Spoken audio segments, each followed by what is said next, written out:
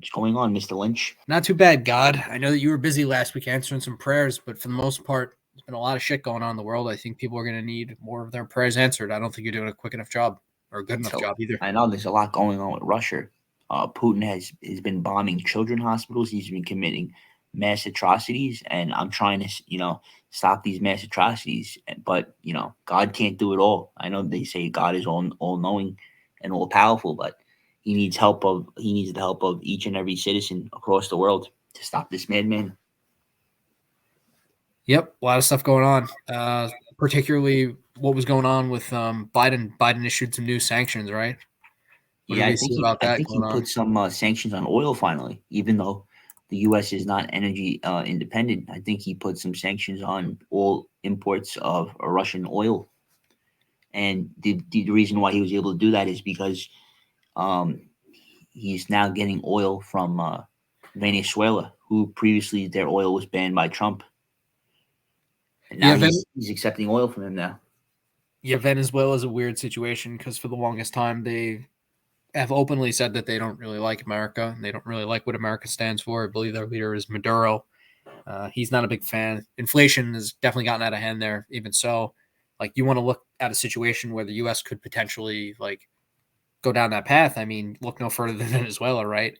I think, to my knowledge, at one point their inflation rate was 30 times, rather increasing 30-fold, and then last year it was only 6 times. I think it might be 7, but either way, their inflation rate is extremely high. Yeah, definitely, and that kind of leads me to thinking about the use case for cryptocurrency and gold, but more specifically cryptocurrency. I mean, Bitcoin's been kind of doing pretty well lately. Looks like there's a lot of people who are starting to come around. There was that new executive order from Biden, and it looks like there's a lot of donation money flowing into Ukraine with all the stuff going on with Russia. What exactly did that executive order do?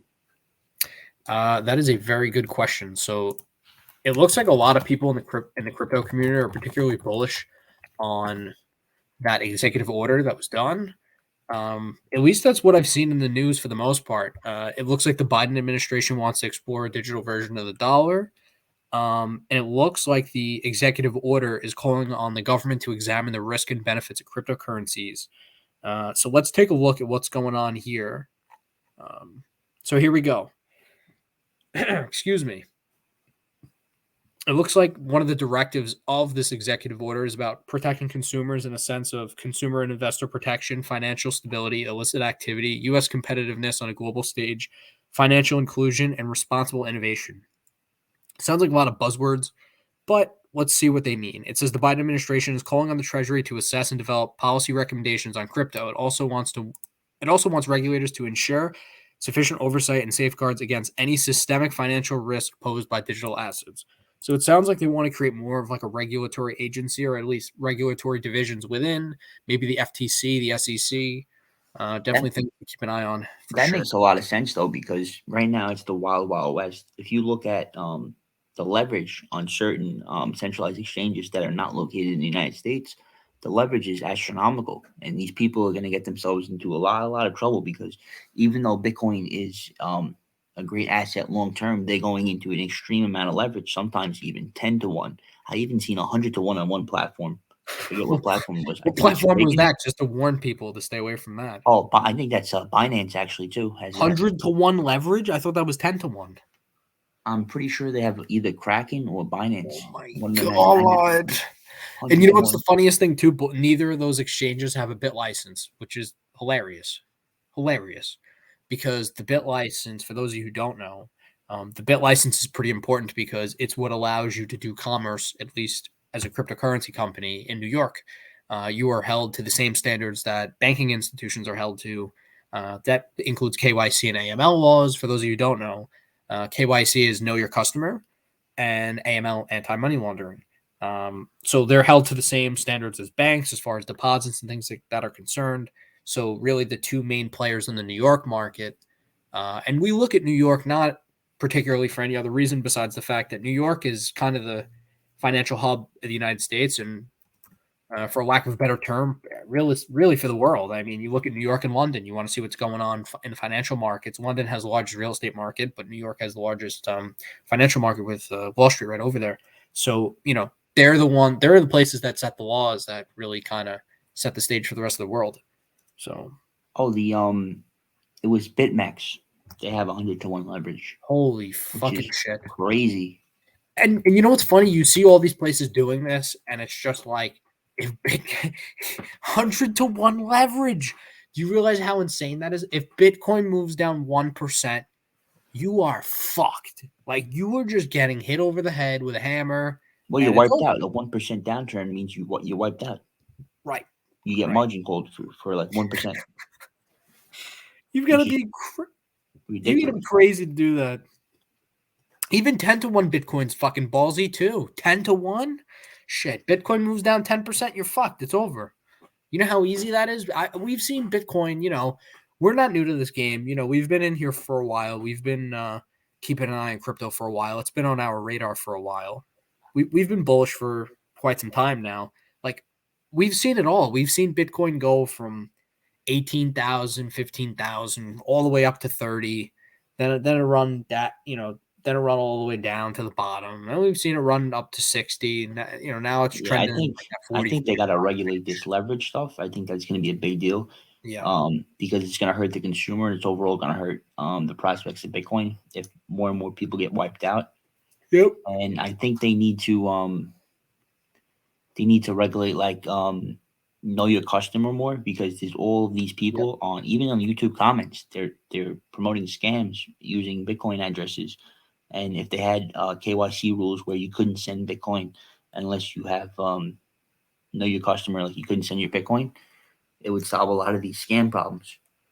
Yeah, I think a lot of that is also due to the fact that it is such a new space and people are still learning, right? Like, you see all these creators coming out and they're sponsoring these fucking shit coins that are just rug pulls. And it's just like, I think a good rule of thumb for anyone listening is just if you want to get into the crypto space, like, there are a few people you could look to for guidance, but let's be real here. Anyone that's kind of like YouTube person or like a social media personality and like they're not known for finance, like, you don't go to them for finance, right? Like, if the girl who you follow on Instagram who has a big ass and she just posts pictures of her ass, like, if she just starts posting about financial stuff, like, run for the fucking hills, right? Are you gonna ask your doctor for financial advice? Probably not, right? But if you're asking him about like what remedies you could take or undergo to like heal some type of ailment you have, then that makes sense. But it's just people are going to get really upset, and especially lately, it seems like a lot of these crypto scams and things like that are more targeted towards like creators looking to rip off their audience. And I can tell you this for a fact. Well, they're getting away with it because they're getting these marketing payments, right, Yep. to anonymous addresses where it can't get tracked back to them. So they pretend like they lost money in the scam too, the smart ones at least. And then, but these YouTube guys and other influencers are not that smart, and they get tracked back a lot of times. Really, anything on the blockchain is non-fungible, because when you think about it, it's all there forever. It's not going anywhere. These transactions are going to be there forever, decades. So you're talking about catching people for committing financial crimes where the breadcrumbs are always there. If someone wants to catch you, they'll catch you. They'll pin you. It's over. If you think about it, a lot of these NFTs, they're worthless. They have no utility, and they're being propped up because there's no KYC rules. So you have all these people that scam Bitcoin and do Bitcoin hacks, and etc. They're propping up these NFTs so that they can launder their money through, and then they could say, "Oh, I made money buying a Bored Ape," or "Oh, I made money buying a what's the other one? The other The big one is crypto punks, that was a big right. one, I and made they money just got making. bought out by Bored Ape. I don't know if you saw that. That only came out a few hours ago. Google Labs now controls 3 of the most valuable NFT collections on the market. Yeah, so they're propping up these NFTs, and I think a lot of these NFTs that have no utility are going to crash. KYC customer rules come into play. To Yuga Labs, which is the creator of Bored Ape Yacht Club, was reported to be in talks with VC powerhouse Anderson Horowitz about an investment that would value it at $5 billion. Well, that's a So given. Andreessen Horowitz he invests in anything that's successful. You've seen Andreessen Horowitz is an investor in it. Yeah, I mean, for him to not get involved in that space doesn't make any sense. When you have so much money, you might as well just keep swinging the fucking bat. Like, You're it going to doesn't see make any Sequoia sense. Capital and Andreessen Horowitz next to every billion-dollar company. Yeah, I mean, he's in everything at this point, and that's it. Those guys are smart. They know what they're doing. Anything tech related, they're involved at this stage of the game. Like, it doesn't matter. If they're investing $5 million into something, it literally doesn't matter if it goes to zero because they have so many other like investments where they've Well, done they're well. just yielding fees. They're getting their carry. That's True. why they want to have as much assets under management as possible. So they want to just keep deploying so that they can get their carry. Right. But if you also think about it too, as many investments as you make, like if you're a firm like them, you could just keep swinging the bat. Like you could just keep making $1 million bets left and right.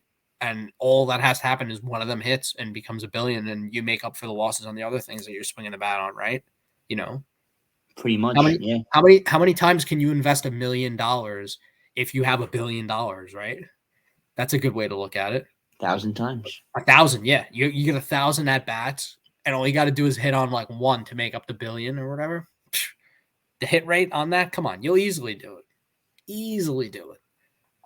So those guys are smart. They know what they're doing. They know when it comes to capital management. But I'm not really a fan of these NFTs that have no utility. I like the NFTs like you can get into a concert, or you can go to a speaker event, or like even the ones where you can go to certain like restaurants and clubs. Those NFTs I feel like are useful.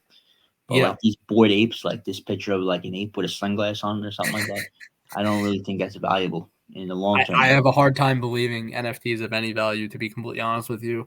Anyone that tries to market anything to me as like art, I instantly think of money laundering. Well, I mean, I think there's certain NFTs where you can get into like restaurants and stuff like that. I think that has some value. I guess, yeah. I mean, as a if the restaurant or networking tool. whatever is like super valuable and it's like everyone wants to get in there, then yeah, I guess. Like, what's going on with NELK? I heard they're doing something like that with their like NELK Club or whatever, the Meta Pass or Oh, the some shit. MetaCard. Yeah, I think they're making like gyms and like nightclubs and stuff like that. That's what they say they're doing. I don't know if they're ever going to follow through on that. That's the problem. You have to have trust in the creator of the NFT that he's actually going to follow through on the roadmap and what's on his on their white paper. Because a lot of Yeah, these people I heard something. do this stuff, but they don't do it. I heard something to the extent that there's 10,000 of these like meta cards or whatever. I'm gonna look on OpenSea now. Let's see what they're going for. I'm curious. I think they're going for around 1 ETH the last time I checked. There's one with 3 days left, and it's 0.61. Yeah, now they're like 1 ETH if you want to buy one. Looks like 1.1. Yeah. Let's sort by not price high to low. Let's say recently sold. That's a good way to look at it. Yeah, it's about 1 ETH.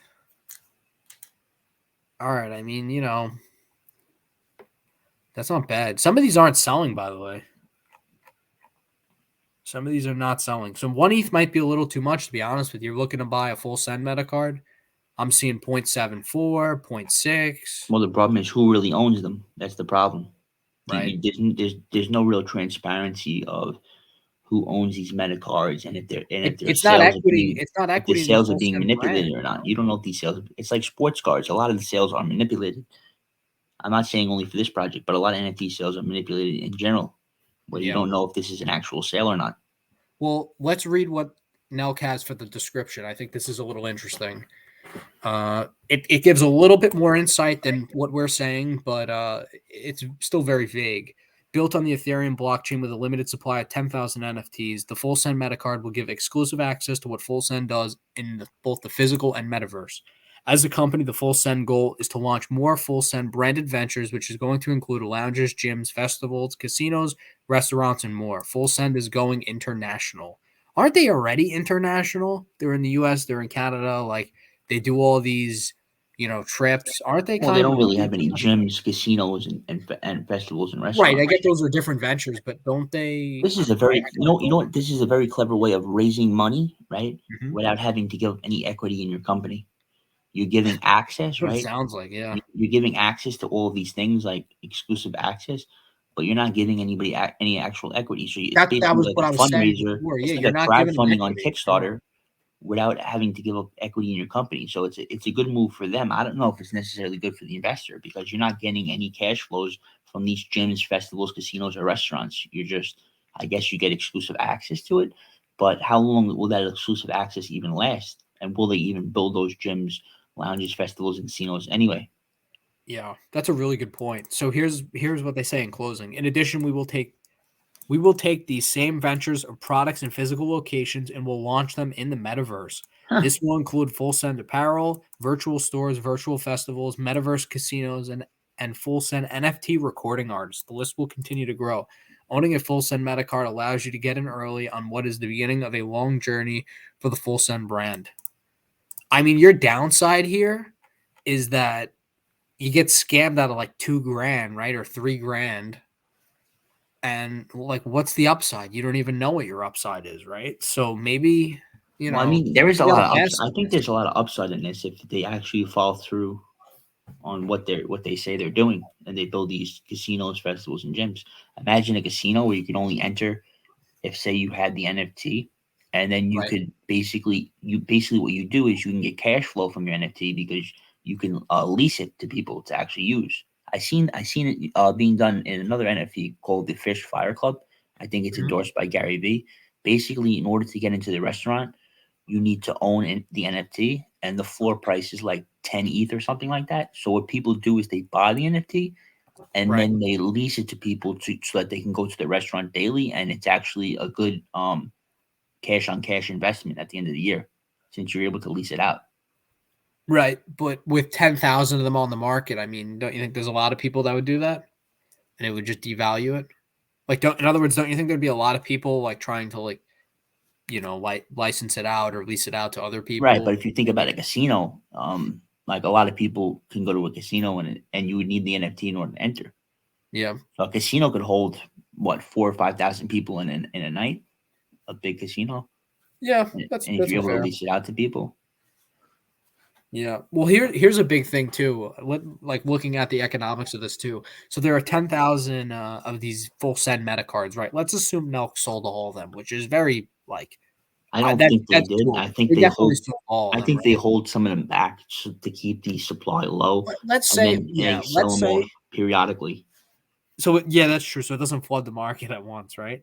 But let's say they released all 10,000 at once. I don't think that's the case, but let's say that's the case, right? So they released all 10,000 at once, and they sold it for 2,000 US dollars, right? I mean, that's $20 million. That's a nice payday for doing nothing and giving up no equity in your company. I mean, shit, that sounds pretty good to me. I know, and Count then me they could up. use that 20 million. You're basically fundraising without having to give any equity. Yeah, It's a great move, it's genius. It's but fucking genius. I don't know if the SEC is going to come down on this. If they're going to consider this a security sale or not. We're going to have to Oh, see it in the definitely future. is a security sale, I would think. Yeah, and here's the thing too.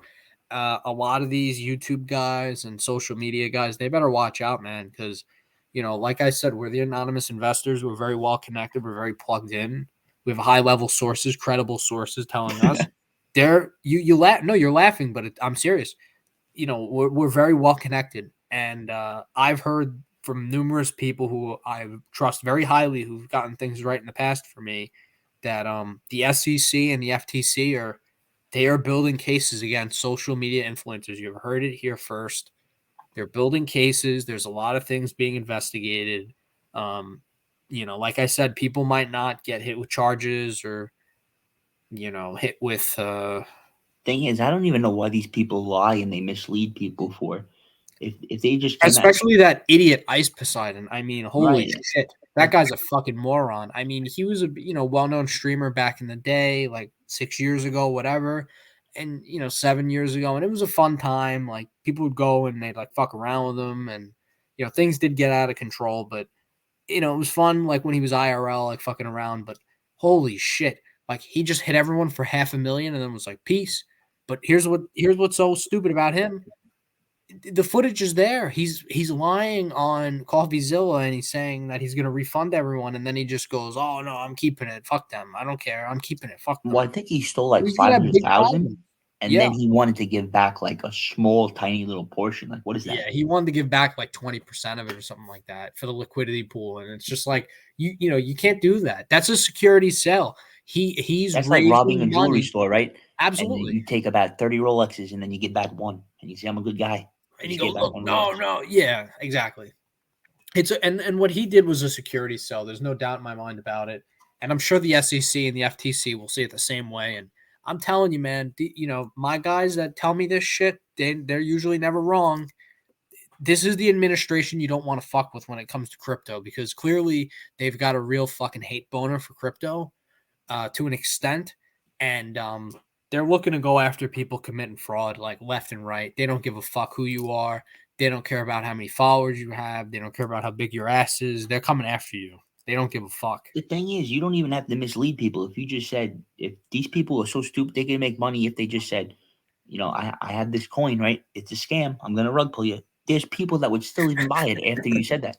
So you Yeah, don't even have there's to come up with these elaborate stories. This is how stupid. There's coins like that all the time that people say, "Oh, it's a scam. It's a scam. I'm going to rug pull you," and then they still make their money. yeah. So I think a main thing, we're privy to this stuff, but I think a main thing that we should kind of talk about is how to like educate people on how to avoid these. So anything that's being pushed, here's a really good point. If you've never heard of it before, assume the worst, right? That's a fair point. And I think that's a good point with like any security, right?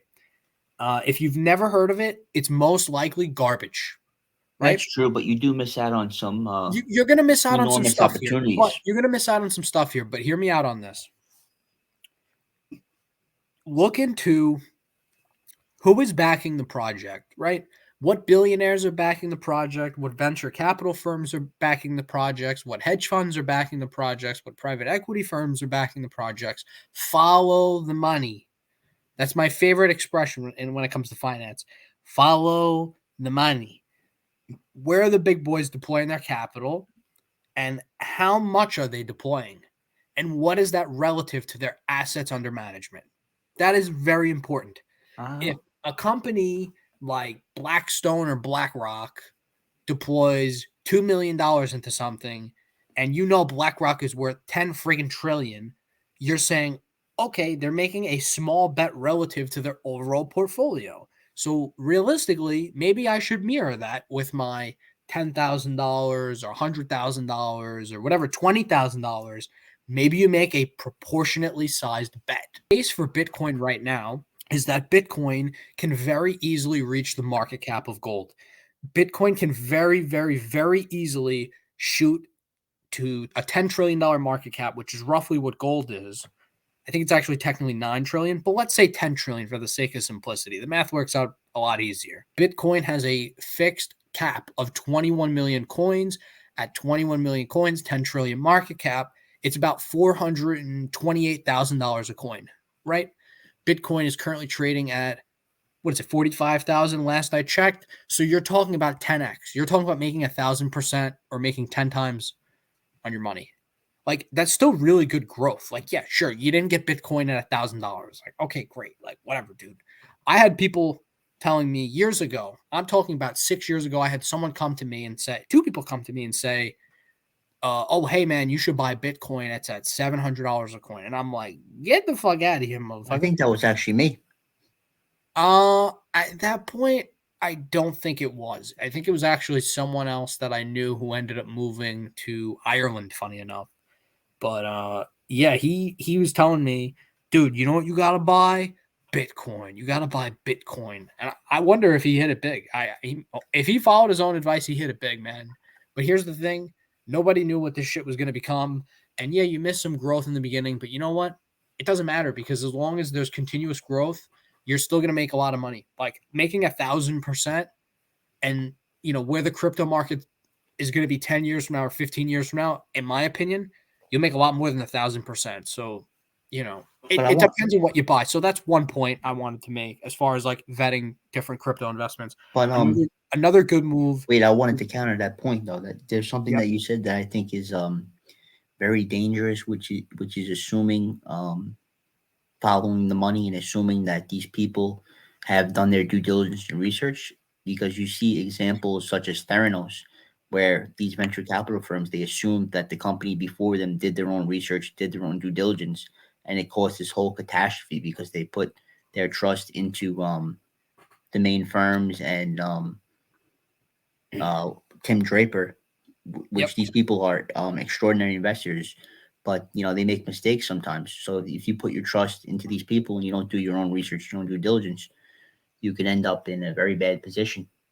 Yeah. So Basically, you should be doing your own research when you get into investments, and you yeah. shouldn't just be So blindly following people. yeah. So that builds off. You know that's a really good counterpoint. But again, I think it's a good way to vet investments to kind of see what people who are professional investors are doing, and Right. then I kind think of it's go a from good there. starting point to find out what you should be looking into and what you Yes. should be doing Well, your that was my research. point. I don't think, first of all, as far as investing is concerned, you have to come up with your own thesis and your own rationale as to why you should invest in something. You shouldn't invest in something because someone tells you to or because someone else is doing it. Moreover, you should kind of look and see, like, okay, what are other people doing and why are they there? Always look for the why. The why is what you want to know. So that's really important. If you bought Apple stock 5 years ago, you'd be up Right. 400. Even if you bought Apple stock the So, past whatever, you're getting 33% compounded annual growth each year. Like which is ridiculous, which stop is trying to find unbelievable. the next Apple and just invest in Apple. Exactly, which is why we're very bullish on Bitcoin because in that crypto space, like Bitcoin is Apple, right? It's the most established, it's the most accepted, it's the one with the most mainstream appeal. It's the one that you go up to anyone on the street and you go Bitcoin, they might not know 100% about it, but they've heard of it, right? There are some people, although Apple, let's be real, Apple has more brand recognition than fucking Bitcoin at this stage of the game, but it's the No, I, Apple I, of would, I that would crypto challenge that. I don't space. know if that's necessarily true. You I think mean, so? You I think think Bitcoin has Bitcoin as is much known like world. brand I think recognition Bitcoin as is known Apple has? worldwide. Yeah. Well, Bitcoin's huge now. I think a lot of people, moreover, kind of look at Bitcoin and they think of like all the people who became rich from buying it. But I think that's where the brand recognition comes from, and maybe some use cases. Like obviously, we're bullish on use case, but I know that some people who aren't really privy to the whole crypto space, they don't get the use case of it, not yet anyway, but they will. There's plenty of stuff like that. But as far as like just playing it safe, dollar cost average into your investments. Like, don't be stupid. You don't put all your eggs in one basket at once.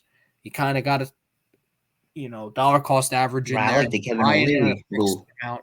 5% in one stock, and no more than 25% in a sector. That's a good rule for people to live by. Yeah, that's a great rule for people to live by. I live by that rule myself. Um, you know, I don't treat it any differently than traditional investing. And I think that's a good way to like kind of serve yourself well, especially with something like Bitcoin. It's such at this stage such a volatile asset. Like a few whales selling moves the fucking market. So at this stage of the game, you really, really, really just gotta buckle in dollar cost average, and you're gonna buy when it's up, and you're gonna buy when it's down. But at some point, the asset will be priced at a higher rate than what you're paying if you're dollar cost averaging. If you do Right, it and you got to right. think about different ways that you can invest into the asset. You can invest into crypto miners. You can invest into the asset itself. You can invest into holding companies that hold the Bitcoin. You got to figure out what's best for you and what your diversification strategy is. If you look at these digital miners, they're a good hedge for Bitcoin price going down, because as Bitcoin's price goes down, right, the hash rate of the network generally is going to shrink, because basically um, people are making less money from mining Bitcoin. So basically, a good way to play this is to own the digital miners and own Bitcoin itself, so that you have some kind of downside protection if Bitcoin price goes down and the hash rate of the network goes down, so that you can capture on both the downside and the upside. And Exactly. basically, if you believe the long trend potential of Bitcoin is going up, that you don't Right. care about the short term fluctuations, and actually a little bit of a downward turn is actually good, because your miner was going to mine more Bitcoin and basically give you more long term earnings. The saying is one Bitcoin equals one Bitcoin. So if the hash rate shrinks, you're going to get more Bitcoin, and basically more Bitcoin is going to turn into more dollars down the long term. Totally agree. And it's funny that, we bring up Bitcoin in particular because of the fixed rate, like that fixed supply. So there's, as I mentioned before in my computation of, Bitcoin reaching the market cap of gold, which is very possible, given the total wealth number is now over $500 Well, it trillion. should be worth more than gold. It provides Absolutely. more But value than gold. absolutely. But I'm saying bare minimum, you're looking at potential 1,000% gains. I mean, 10 times. That's I pretty think swell. we could easily see a 1.5 million Bitcoin price by Yeah, I mean, if you look at if 2030. you look at the total number for global wealth, I mean, it's 500 trillion. 10 trillion is nothing. That's peanuts. I think that's like 2% of it, or yeah, it's like about 2%. But going back to Bitcoin, though, it's funny you bring that up because the fixed supply is 21 million, and it looks like allegedly a million was carved out by Satoshi Nakamoto, which brings me to the next thing that I think is interesting that we could talk about today. I saw particularly with Elon Musk. I don't know if you saw that on Twitter, what he But you posted. also have people dying too. You got to remember that. That true Yes, full yes, I Bitcoin. was about to say that. Yeah, that's really important too. So there are and people who just lost access to their coins. I mean, Yeah, the holy shit. idiots that just threw their hard We drives in spoke. like dumpsters and everything. We spoke about that one guy who it was a writer for Wired, I believe. He had a hard drive that he threw out, and now it's in some landfill, and he's like excavating this landfill to try to find the hard drive because it has like 40 million or Yeah, he'll never find it. so in Bitcoin. Yeah, it's gone. It's gone forever. Gone. That thing has been Finito. crushed up. It's gone. Bye He'll never bye. find it. See, this is a Yeah, good night lesson. night, Take man. take care of your Bitcoin. You take care of it more than you take care of your child, and more than you take care of your life. Your Bitcoin is more valuable than your life. It's Satoshi Nakamoto, but it's using Samsung, Toshiba, Nakamichi, and Motorola. So it's using like the first 2 to 5 characters of each of those words to spell out Satoshi Nakamoto. Well, did we go into the background of who Satoshi Nakamoto is? So Satoshi Nakamoto is the alleged creator of Bitcoin. Um, no one knows if it's one person or like a governmental entity or whatever the case may be. Cryptographic experts say that it's more likely than not one person because of the level of cryptographic knowledge. That the NSA also put out a paper about 20 years before the first cryptocurrency was created, and it highlighted like the process of creating a cryptocurrency and how they'd be able to use it to like monitor people, and BitGold or like one of the earlier cryptographic papers. So Basically, it spells out these companies spell it out. So yeah. could these companies also be formed by the same Satoshi guy?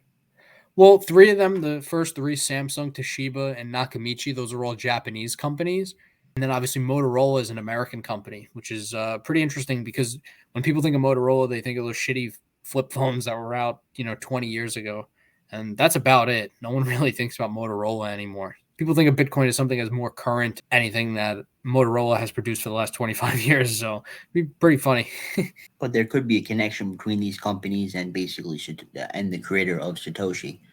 And these people's theory is that a government or some kind of entity would want to create this so that they could then create a digital yuan or a digital dollar, the people into it. People say that Bitcoin is not formed by a government or an entity. So, and everything's on a blockchain. So people would be more accepting towards a digital dollar or digital yuan and wouldn't care about their privacy concerns if they first become accustomed to Bitcoin. And then the transformation or would be much easier for them. Yeah, I think another thing to think about too that's very important.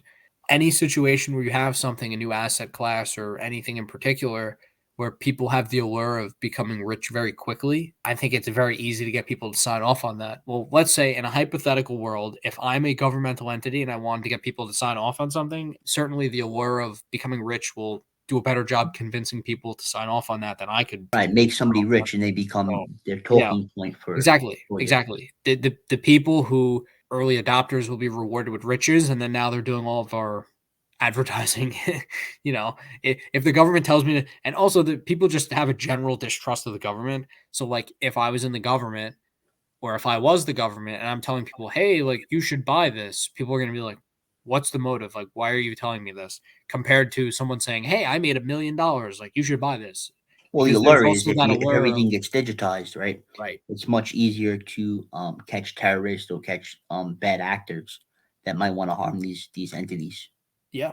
Yeah, because and there's you could see the flow of money through the blockchain. So it becomes much easier to catch these kind of criminals, which is yeah, a and good there's thing, no but it still presents many challenges on the privacy front. But what's yeah. that program that funds everything in Silicon Valley? I Oh, heard, I don't know what you're referring to there. isn't there a special program? InQtel? I don't know what that is. Oh, okay. We'll just move on, I guess. Didn't Elon just have a kid? Yeah, Just we've been Elon just talking had a about kid. Elon. Funny enough, yeah, we're on his Twitter. We're fucking around. Yeah, he had a kid. Him and Grimes had their second kid, and Grimes was posting on social media, and she also made it a point to say that Elon has such like a substandard of living. Considering he's a billionaire, that at times he actually lives below the poverty level, which is kind of crazy. But it makes sense because he's focused. He's hyper focused on Mars. He doesn't really give a fuck about anything else. And it seems that his life's work is to kind of, push humanity into becoming a multiplanetary species. It seems like that's his life's mission, and nothing else really matters. Everything else seems to be falling by the wayside. Yeah, Let me see if I can pull up some he's quotes an from interesting Grimes. guy. He named his kid Y. Now he's got a kid named X and a kid named Y. An interesting guy with names. He might take the cake from the Kardashians and what they named their kids, Saint and everything like that. Yeah. He's got better names than them. So here are some I thought he interesting. had 7 kids. He does, but I'm saying they have two kids together. Oh, So he only has 2 kids for her. he'll probably have like 5 more kids with her. So she says, "Bro does not live like a billionaire. Bro lives at times below the poverty line." To the point where I was like, can we not live in a very insecure $40,000 house where the neighbors film us and there's no security and I'm eating peanut butter for 8 days in a row? He apparently has like a pretty, like I said, substandard of living. Yeah, I Doesn't heard he really lives in like a Boxable or something like that. It's a very cheap house. It's like a Those houses are great. I got fifty nothing wrong thousand with dollar them. house, right? Yep. Those chairs are pretty amazing. Yeah, it's not. It wasn't a good investment. I saw like them doing like a Kickstarter, but they wanted like a $100 million valuation, and they had nothing, no kind of plan or anything like that. But it's a very good idea to live in into these small little boxables. I think he used to live in there when he was starting up Tesla, and they almost went bankrupt. He sold all his possessions, and he lived in a boxable in his office. A guy worth $250 is living in basically a junk house. Yeah. Yeah. I mean, it just shows that he's committed to what he wants to do and he doesn't care. I think that there's a certain point of complacency that comes the baggage of owning a giant house and a giant yacht and planes and all these other fun toys that you get, when you're a billionaire. So Well, I you get think held his down. mind to stay right, right. Well, that's what I mean, complacency, right? People become like content and then they become lazy. So I think in his mind, the way to stay focused is to kind of put himself in a position where mentally, it's like how he was living when he was first coming up. Like, last week I spoke about this a little bit, that biography, which you all should read. It's an amazing biography, but it's, aptly titled Elon Musk by Ashley Vance. In this book, they talk about how Elon Musk, when him and his brother Kimball Musk, when they were starting Zip2, they used to live out of the office that they worked out of, and they showered at the local YMCA. And as far as dinner and food was concerned, they'd eat cereal and ramen and any sort of cheap shit they could get their hands on. Yeah, he So used to freeload off of his friends' houses, like Larry Page and everything. He used to like sleep on people's couches all across California. yeah, He wasn't really into material possessions and everything like that. yeah, it certainly seems like he is still kind of the same way, even after becoming a billionaire and at one point the world's richest man. Doesn't seem like he gives a shit about material possessions. Thing There was is, like, this amazing quote from him that I really feel like I should bring up here. So Charlie Munger, if you guys don't know, God will tell you a little bit about him. I'll see if I can huh, find it in the meantime. the guy But that said Charlie Munger Bitcoin's had rat something poison, to that say. guy, and then bought into a crypto bank. Yeah, that guy. Oh yeah, you could tell the public about that. That'll be funny. But he basically bought into a Brazilian crypto bank, right? After he said Bitcoin is rat poison, that he shouldn't, and that people shouldn't invest in it, and that people who invest in Bitcoin are investing in rat poison. But he's known for talking down his book so that he can basically buy more and more of the asset. He's like another Bill Ackman character.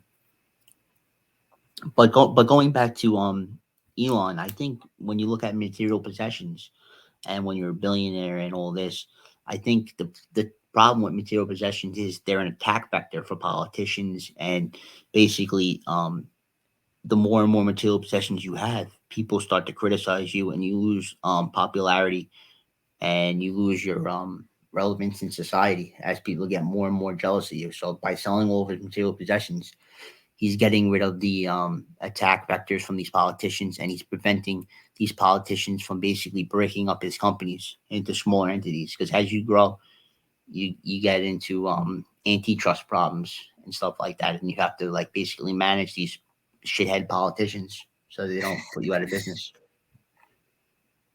Very funny. So here's an interesting tweet that Elon put out. So it was in response to Zero Hedge posting, Munger is proud of having not invested in cryptocurrency. He says it should be banned and likens it to a venereal disease. Huh. To which Elon Musk replies, I was at lunch with Munger in 2009 where he told the whole table all the ways Tesla would fail. It made me quite sad, but I told him I agreed with all the reasons and that we would probably die, but it was worth trying anyway. And that tweet got 124,000 retweets. And to be And that honest, that might clown be lost my favorite that tweet. on $1 trillion investment. Absolutely. And the funniest thing is that this, I mean, you think about it, this is an old time investor. Buffett likes investing in candy and everything like that. He's not an innovative guy. He doesn't like investing in innovation and future growth. Well, he hasn't built anything. I mean, He's a candy dude. He is a phenomenal investor. He's very good at analyzing companies, but he's never built anything. He's never like built a company that's. Well, he gets into a company once it's past its growth stage, once it's on its way down. That's exactly. Coca-Cola. I mean, what the fuck are they doing besides spreading diabetes? He's a person that likes investing in basically, say the company's worth $1, he likes investing in it at 90 cents, while other people like taking a 90-cent company, right, and growing it to $3. Yep. He's not a forward thinker. He's basically, he doesn't know very linear. He's a very linear linear. Thinker. He's not an exponential thinker. He's linear, and he doesn't know how to flash. He's never built anything. He's never built anything. His whole that's the one thing that I would criticize him a little bit about, which is why I think that interesting we bring up Buffett now, but it's why I think Jim Simons is the best investor. Because you actually look at what Jim Simons built. Like now we're talking about just investors. We're not talking about innovators. So in terms of innovation, you have people like Henry Ford, you have people like because you can make a argument that Elon's actually the best investor. Yeah, I mean, I'd take it a step further and call him the best investor in himself. Like, but we're talking about like not people that are in the business day to day. We're talking about investors that basically invest in outside investors. Right. So if you're talking about people who are in the world of finance who are outside investors, I would say that Jim Simons is probably the best. You're talking about a guy that didn't even know what the fuck investing was until he was 40 years old. Guy with a math background. He also studied physics in college and in grad school, and he has like major contributions to string theory and theoretical physics. If any of you guys are familiar with that, if you're not, you can read up on it. I'm not going to take the time to explain it. I can sit here for an hour and do that, but major contributions in science, major contributions in mathematics, highly published academic background. And, this is a guy that set up his own hedge fund when he was 40 years old. He said, like, what now? I want to do something else. He saw how people traded, and he tried to trade the same way on fundamentals, and it didn't work for him. So what he did was he used his mathematics background, his physics background, his computers background to just build literally the world's greatest money-making machine. You're talking Medallion funds. It's one of the best investment funds that. The Medallion Fund. The Medallion Fund from Renaissance Technologies is the greatest money-making system that man has ever seen. Like to the point where they're boasting returns before fees of 68% a year. Right. The only person that's getting returns like that was Stevie Cohen before he got caught for insider trading. Yeah, and that's a whole nother situation there. But I mean, you're talking about something 68% a year. is ridiculous, right? So let's say here's where this math gets very interesting. Just to put this into perspective for you who aren't too familiar with compound interest. So if you look at compound interest, right? Let's fire up a compound interest calculator just for the sake of it. So Well, let's say we have 69% a year would mean you would double your money in about a little bit over a year because of the yeah. rule of 72. So current principal would be $10,000. This assumes you add no money annually, which is a foolish idea, but for the sake of our little thought experiment, we will add $0 a year. Let's say we got 10 years of growth and our interest rate would be 68% a year. And this is before fees. So I think after fees, I want to say that the industry standard for hedge funds and for private equity funds, more so hedge funds, is what's called 2 and 20, 2% management, 20% of gains. Simons knows that he has this unique money making machine, so he does 3 and 50. So really, you're looking at 68. You got to cut that in half, so it's really 34. So it's really 34% a year. But for the sake of like gross gains, let's say 68, right? So you're talking about, let's say that compounds annually at 68% a year. You got 10 years and you have $10,000. So at the end of 10 years, compounding at your initial $10,000 investment with no annual additions, rather, at a 68% interest rate, how much would that be worth at the end of 10 years? $1.7 million. Holy freaking shit. $10,000 in 10 years at a 68% compounded annual growth rate is $1.79 million. Right. So You now, would double you would double your money every year. So 10 comes 20, 20 comes yeah. 40. Now, if 40 you comes added 80. $10,000 every single year, you would have 6.19 million. Yeah, That is basically you're doubling crazy. your money about every year. Yeah. Another thing that's very interesting with Simons too is that Rentech, as it's commonly abbreviated to, from Renaissance Technologies, it said that the average employee of Renaissance Technologies has $50 million in assets within the fund. Yeah, because you're only allowed. I think you're only allowed to invest in medallion fund if you're an employee. He doesn't let outside people invest because he doesn't need the money. There's a cap on how he can get the returns. His formula Yeah. only works Yeah, at he's a smart. certain He threshold. manages a smaller portfolio, so he's more nimble and can move in and out of positions. Their average holding time, I think, is anywhere from like 1 to 3 days. They're in and out of positions all day long. So he's Yeah, he's he's just definitely a looking more for active trader for sure. inaccuracies in market Yeah, prices. I mean, yeah, he's looking for arbitrage, and some people think that at least I know with commodities, he used to use a mean reversion strategy. We don't have to go into that today, That but doesn't really work today though because we doesn't have really work because everything isn't done algorithmic computer functions now. Doesn't work as exactly. well. Yeah, it wouldn't work now. It would work in the 80s when a lot more people, or 90s especially, when We're people were dumber. Yeah. trading more on like technical analysis. But now technical analysis is dead nowadays. Like that's not really a thing anymore. But at some point it was actually like a decently viable trading strategy, but it's not anymore. Technical analysis has been dead for quite some time. But yeah, mean reversion is like basically over a given amount of time, like things typically tend to trend back to like where they've historically traded, which doesn't really work nowadays because there's too many geopolitical factors at play. And like you said, a lot of things done, with computers algorithmically. There's just too much shit going on, to be honest. Oh, but I wanted to go into since we were talking about before, we were talking about Elon Musk and how he lives very poor in his house. I wanted to talk about that guy Nile. Remember that guy Oh, of Nile in his huge course. house? I think you know more about this story than me. So Elon is, living in this $40,000 house. So now you have this guy, Nile Niami, who's a developer in California, and he specializes in building houses for celebrities that range from the $20 to $60 million range. So complete opposite side of the spectrum here. I'm glad you brought him up.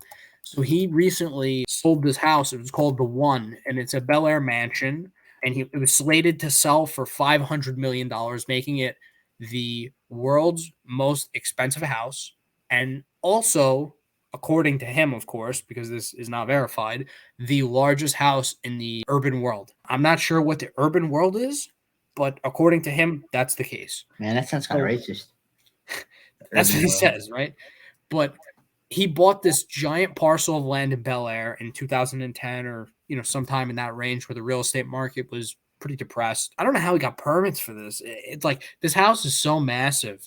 Obviously he didn't spend all of his money building this. Like he couldn't build this out of pocket. He's not a billionaire. Did well for himself, but he's not a billionaire. But he rolled pretty much all of the proceeds from every single deal that he did before, rolled all of that into like the construction and development of this one project that he was hoping to sell for 500 million, and he just sold it for under 200, which Oh, is he's a sad. moron. He He's a moron. lost a lot of money, and the investors lost a lot of money, and now it's going to be tough for him to get any money to be able to build other projects out. I mean, he went all out. I mean, if you watch these videos with producer Michael touring the property with Nile and interviewing Nile, Well, how many people he's with have Nile. $500 million to buy a house? That's the problem. There's no product market fit. Well, you got to think of it this way, right? There's no product market fit there. Right. So the big problem is that when you build a house like that, it's like a one-of-one custom type of thing, novelty, I guess. According to Forbes, there's about 2,500 billionaires in the world, right?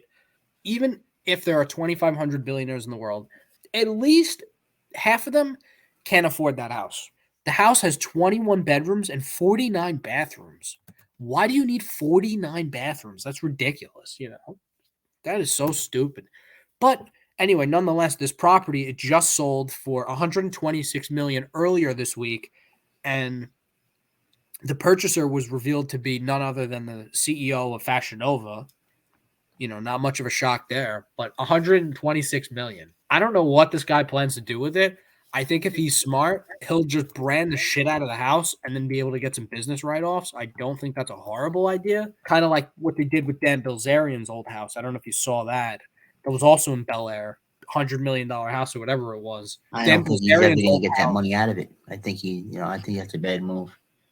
Yeah, well, this guy bought it. I don't know why, but it's not a liquid asset. It's the furthest thing from it. It's not an apartment building. It's not something that's cash flowing. You really shouldn't be working with something like this.